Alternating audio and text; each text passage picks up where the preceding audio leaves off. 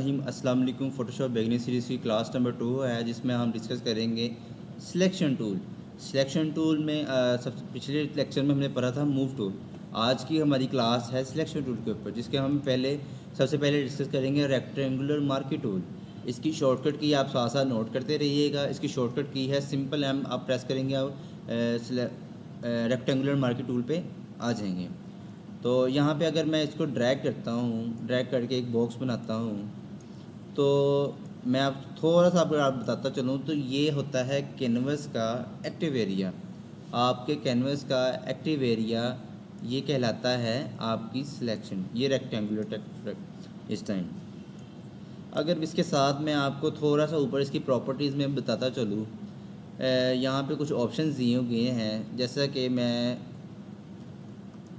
Control D से इसको deselect कर रहा हूँ। जैसे मैंने एक्टिव एरिया सिलेक्शन ली थी, तो अगर मैं इसको डीसेलेक्ट करना है तो इसमें मैं राइट क्लिक करूँगा तो ये पहला ऑप्शन है डीसेलेक्ट का, तो इससे भी हो जाएगा। अगर आप इसकी शॉर्टकट कीज़ आसान का जल्दी काम करने के लिए हम शॉर्टकट कीज़ यूज़ करते हैं, उसके लिए आपने कंट्रोल डी प्रेस कर देना है। अगर मैं किसी कैनवस का जो एक्टिव एरिया है सिलेक्शन है उसके साथ मैं आपको थोड़ी सी प्रॉपर्टी पर आऊँ, तो साथ में ये एक ऑप्शन दिया गया है जिसको कहते हैं add to selection. Add to selection से ही ज़ाहिर हो रहा है कुछ ऐड होना है। जैसे कि मैं इसके साथ अगर मैं आपको पहला पर आऊँ, तो जब मैं पहला बॉक्स लगाता हूँ रेक्टेंगुलर मार्की टूल का, जब मैं दूसरा लगाता हूँ वो पहला ख़त्म हो जाता है। इसके साथ वाला ऑप्शन इससे थोड़ा चेंज है इस लिहाज से कि इसमें अगर मैं पहले के सिलेक्शन के साथ दूसरी एक और सिलेक्शन बनाता हूँ तो वो पहली भी रहेगी और दूसरी भी, और वो दूसरे के साथ अटैच हो जाएगी। अगर मैं इसके सिर्फ साइड पे बनाता हूँ वो ऐड हो जाएगी, मतलब पहली सिलेक्शन भी रहेगी और दूसरी सिलेक्शन भी बन जाएगी। अगर मैं इसके साथ यहाँ पे करके एक सिलेक्शन बनाना चाह रहा हूँ तो वो उसके साथ ऐड भी हो जाएगी। और इसके साथ अगर थर्ड टूल देखिए तो सब्ट्रैक्ट टूल। सब्ट्रैक्ट से ही अंदाज़ा हो रहा है कि ये चीज़ों को माइनस करने के लिए है। लाइक मैं यहाँ से ये एरिया लेता हूँ,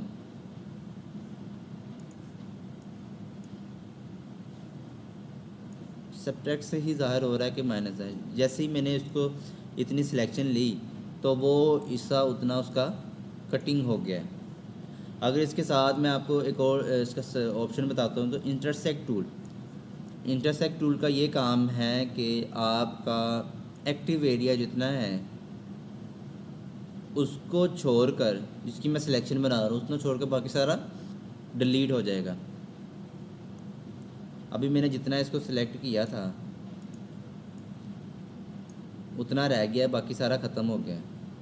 अगर मैं एक सिलेक्शन बना रहा हूँ, बना के थोड़ा सा मैं आपको एक्सप्लेन करूँ, यहाँ से अगर मैं यहाँ पे ये ख़त्म कर रहा हूँ तो ये जितना एरिया मैंने सेलेक्ट किया था उतना रह गया, बाकी सारा ख़त्म हो गया। अब हमने पढ़ लिया था इंटरसेक्ट टूल। इसके बाद अगर मैं यहाँ पे आपको फेदर बताऊँ, यहाँ पे फेदर का हमारे पास ऑप्शन है। अगर लाइक मैं यहाँ पे इसको मैं डिसलेक्ट करके यहाँ पे फेदर में लगा देता हूँ सिंपल। अगर मैं यहाँ पे सिलेक्शन का मैं कलर फिल करता हूँ, यहाँ पे आपको दो बॉक्स मिल रहे होंगे, नज़र आ रहे होंगे। इसको कहते हैं रेड कलर जो इस टाइम है ये है फोरग्राउंड कलर, और जो इसमें वाइट है उसमें उस टाइम है बैकग्राउंड कलर। अगर मैं इस छोटे से बटन पे क्लिक करता हूँ तो ये है डिफ़ॉल्ट। हमारे पास जो डिफ़ॉल्ट कलर है वो ब्लैक एंड वाइट होंगे। इसके अलावा अगर हम इसमें चेंजिंग करना चाहें तो हम वो भी चेंजिंग भी कर सकते हैं। जैसे मैं फोरग्राउंड कलर में रेड ले लिया है और बैकग्राउंड कलर में मैं ले लेता हूँ ब्लू। अगर मैंने फोरग्राउंड कलर ऐड करना है इस टाइम तो मैं आल्ट बैक स्पेस प्रेस करूँगा, जिसकी वजह से ये मेरा जो सिलेक्शन एरिया है, सिलेक्टेड एरिया, वो इस टाइम उसमें कलर हो जाएगा। एक्टिव एरिया से मुराद ये है कि जितना आपका एक्टिव एरिया है सिर्फ उसी के ऊपर वर्किंग होगी, इसके अलावा किसी चीज़ पे वर्किंग नहीं होगी। अगर इसके अलावा अगर मैं आपको थोड़ा सा और एक्सप्लेन करूँ कि मैं यहाँ से एक ब्रश ले रहा हूँ, ठीक है, ब्रश ले रहा हूँ, उसका कलर रेड ले रहा हूँ, तो मैं देख रहा हूँ कि मैं बाहर वाले एरिया में कलर कर रहा हूँ लेकिन नहीं हो रहा। जैसे ही मैं सिलेक्शन का कैनवस का एक्टिव एरिया है जो सिलेक्शन हमने ली हुई है, अगर मैं उसमें अपना ब्रश लेके आता हूँ तो उसमें वो वर्किंग कर रहा है, क्योंकि हमारा कैनवस का जो एक्टिव एरिया है वो ही हमारी सिलेक्शन है।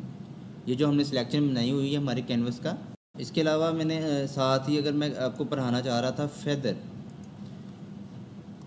अगर मैं यहाँ पे एक सिलेक्शन ले रहा हूँ, ठीक है, उस सिलेक्शन में अगर मैं सिंपली कलर करता हूँ तो वो सिंपल एक रेड कलर जैसे वो बन रहा है वैसे आ जाएगा। अगर फेदर ज़ीरो है इसलिए अगर मैं यहाँ पे फेदर कर देता हूँ 50, लाइक 50 कर देता हूँ, तो अगर मैं इसमें अब कलर फिल कर रहा हूँ, अगर मैं फेदर लगा कर, सॉरी तो बात कर रहा हूँ, फेदर लगा कर अगर मैं उसका सिलेक्शन बना रहा हूँ तो आप बड़े देख रहे होंगे कि बड़ी एक राउंड सी शेप में बन रहा है। उसकी रीज़न ये है कि हमने फेदर लगाया हुआ है। ये असल में ये राउंड शेप नहीं है, असल में ये चीज़ है। अगर आपको मैं थोड़ा सा जूम करके दिखाऊं तो ये इसकी जो साइड से है, जो फेदर है, ये इसने इस तरह का बना दिया है। अगर मैं इन सब चीज़ों को ज़रा डिलीट करके आपको थोड़ा और एक्सप्लेन कर दूं,